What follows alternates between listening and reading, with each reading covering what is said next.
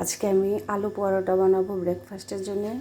এই জন্য এখানে কিছু ময়দা নিয়েছি, কিছু আলু সিদ্ধ করে ফেটিয়ে নিয়েছি, আর এটার সঙ্গে কিছু পালং শাককে আমি গরম জলে একটু বয়েল করে 5 মিনিট তারপরে এটাকে পেস্ট করে নিয়েছি। এবার আপনারা ময়দা দিয়েও করতে পারেন, আমি এটা আটা দিয়ে করছি। কিছু লবণ দিচ্ছি, তার সঙ্গে আমি কিছু ম্যাগির মশলা দিয়ে দিচ্ছি।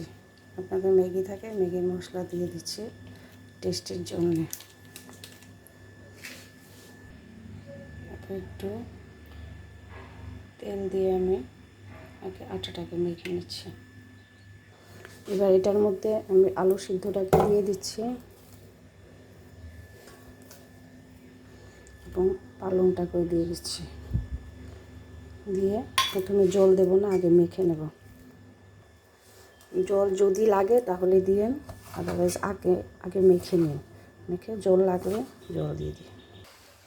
এইভাবে মেখে নিয়ে তারপর এটাকে একটা ঢাকা দিয়ে 10 মিনিটের জন্য রেখে দিন। 10 মিনিট হয়ে গেছে, এখন আমি এটাকে লিচি কেটে নিচ্ছি। এভাবে আমি লিচি কেটে নিয়েছি, এবার এটাকে বেলে নেব। এভাবে আমি বেলে নিয়েছি, এবার এটাকে আমি তাওয়াতে ভেজে নেব। তাওয়াতে আমি একটু তেল দিয়ে দেব, বেশি তেল দিতে লাগে না, আমি একটু অল্প তেলই খাই।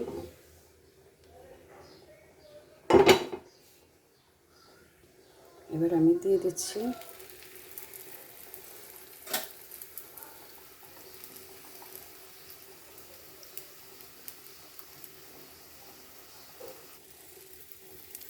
পাল্টে করে নেবেন।